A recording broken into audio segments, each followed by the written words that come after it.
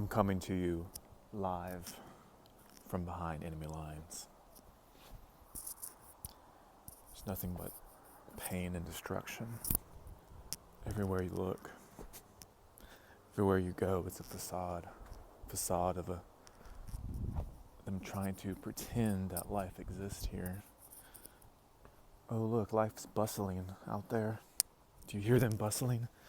Do you hear them moving and getting things done? For what?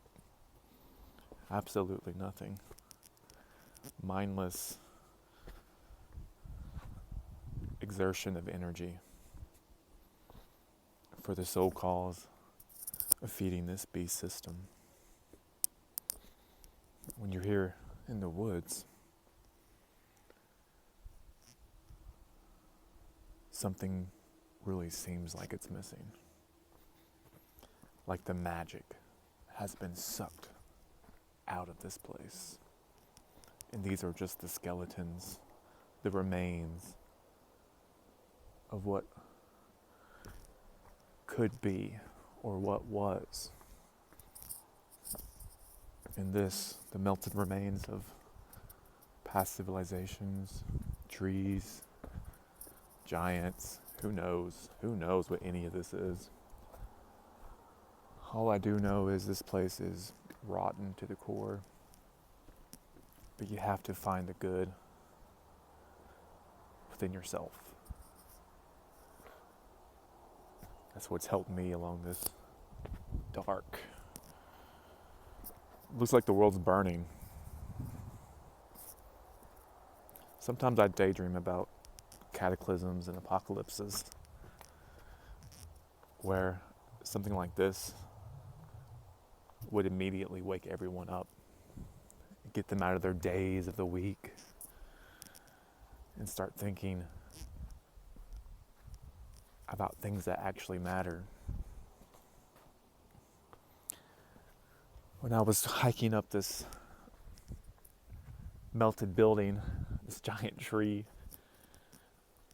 I was trying to catch the sunset and I was behind. So I started to run up it, jog up it, take the path through the trees and not the trail so I could get there faster. And I realized that the more exertion and power that I put out, my body started to tire out. And I was forced to have this pinpoint of consciousness solely focused on my body, my well-being. And it's like everything else just was wiped away. Nothing else mattered but me suffering, trying to regulate back to normal. And I think that says a lot about our perception, how quickly and how easily it can be manipulated. Right when I said that word, I stepped on a rock and it wobbled and almost fell. But it's strange to think about how easily manipulated our consciousness can be. Just from physical limitations.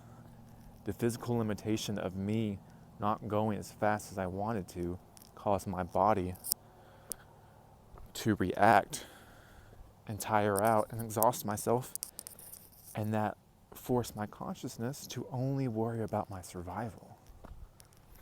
So when we're living in this state of survival, we can't think outside of it. Our consciousness is contained in a small box. And that's what this society, this world craves. It's for us to be in that state of survival, only worrying about ourselves and how we're going to get to the next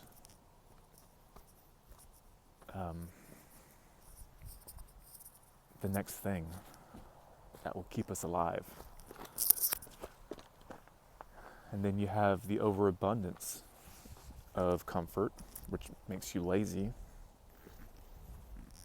So I guess you have to have a wisdom in knowing the balance. I'm not really sure what I'm coming on here to say other than I'm just having some thoughts. Thought I'd share. Look how dead this place is.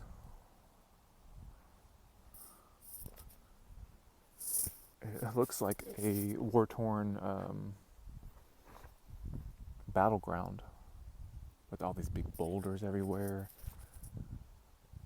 There's no life here. Like I said before, these trees are just skeletons of what could be, of what used to be.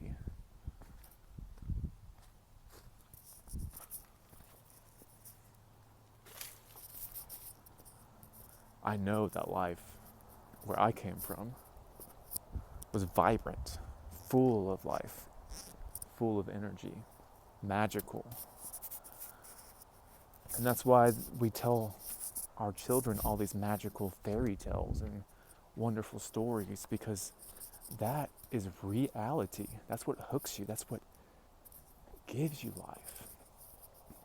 Imagine if we told our children mundane, normal, evil, boring stories that this world consists of.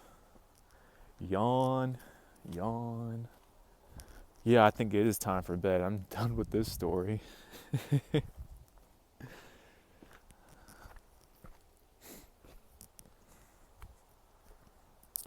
think we have that magic within us and we can call upon it.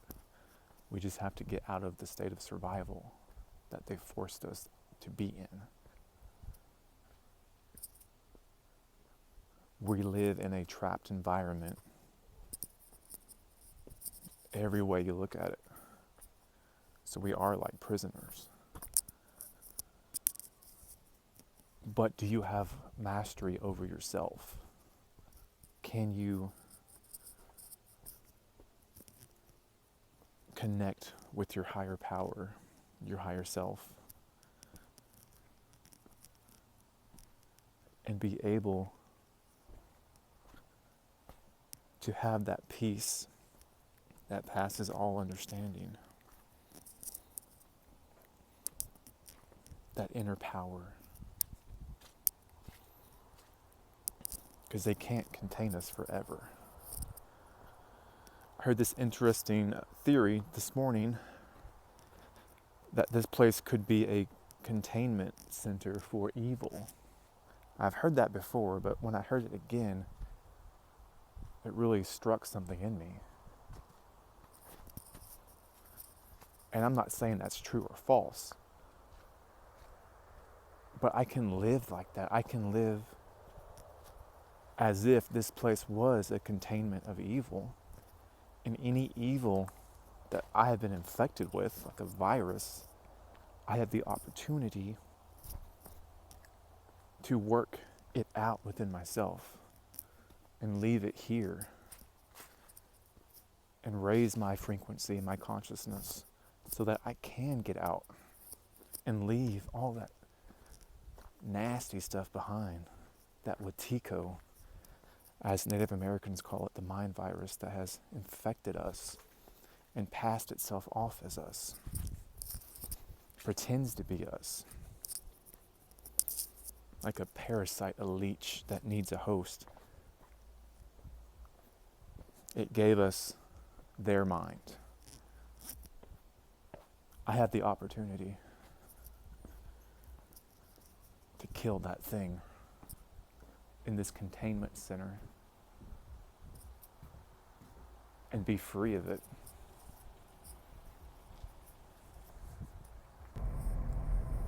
I'm in my car now. I had to stop the recording. But let's continue the talk about Wetiko. There's this identity that is passing itself off as us.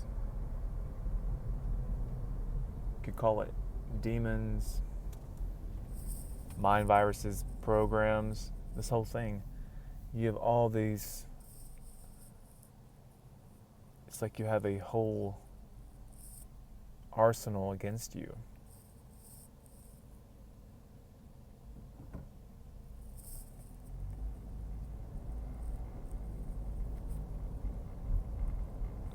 What if you don't have to believe this starting off, but what if you tried to think as if every negative thought you had was coming from this Wetiko mind virus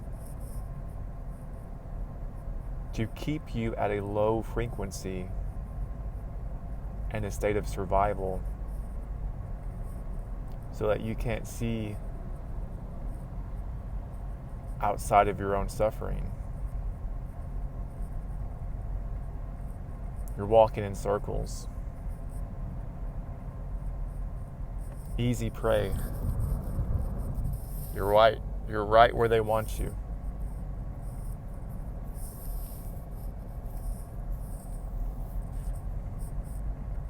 I heard a good way to fight them from Jerry Marzinski.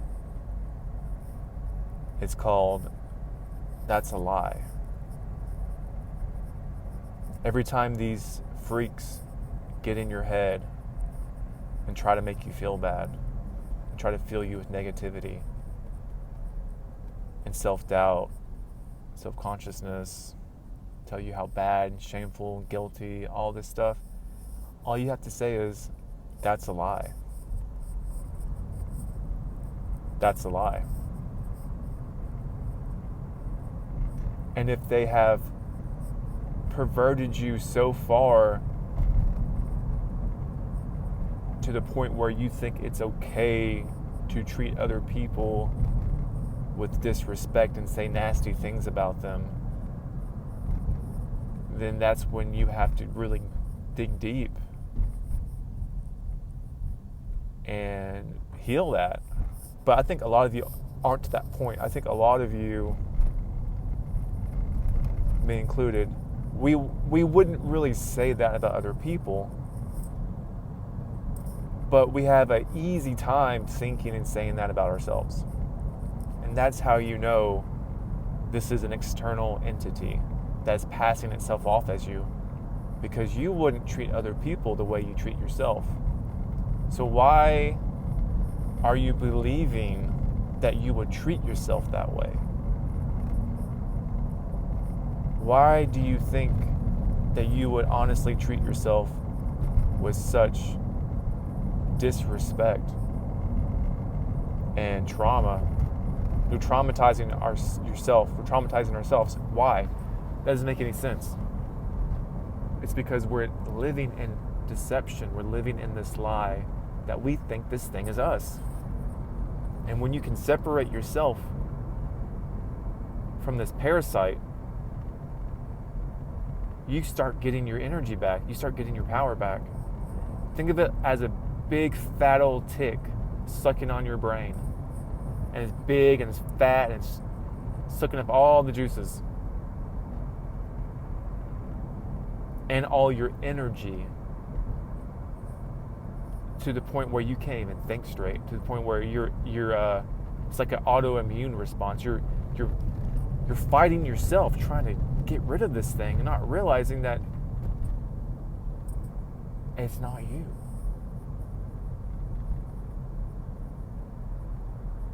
Get your energy back. Cut off the source of the parasite's feeding. Return to your heart.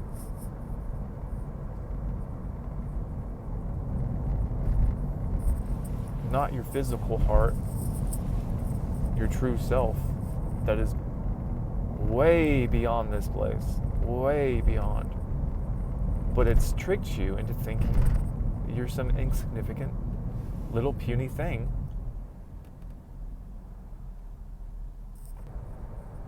Take yourself and pretend that you're sitting with yourself.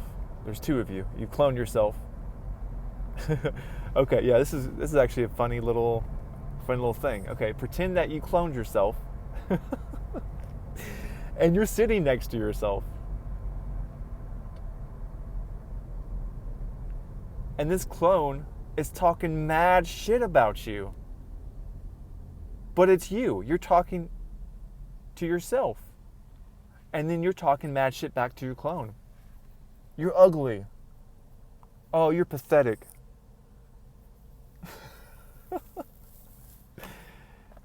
You're so ugly. You're worthless. You don't deserve any respect. No one loves you. No one can love you. You're not intelligent. No one wants to hear what you have to say. Can you imagine how ridiculous that is? That you would be saying that to yourself and out loud. Think about how ridiculous that is. You're staring yourself in the eyes and saying all that stuff about yourself. But now yourself is a different person. So it's more, it feels more real that way. It allows you to see what you're actually doing to yourself.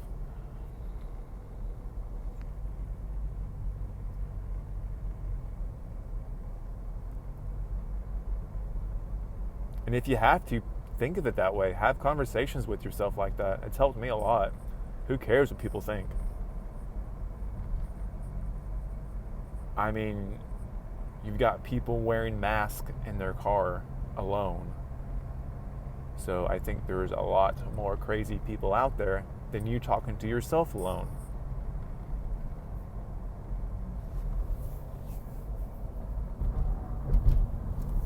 And then you start to realize how great you actually are. I know, I don't know you, but I know that you're an awesome person. I know you're a great person, deep down. You just have to find that for yourself.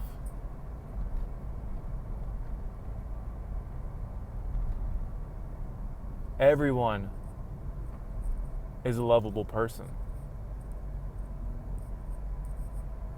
that has a true heart, that is living. If you're not from this place, if you despise this place, I think it's safe to say that you're a good person. Maybe you just don't know how to act like it right now. Maybe deep down, buried in that muck and that mud, you have a diamond. A gold diamond that just needs to be found and polished off and wiped off and washed and taken care of. That's it.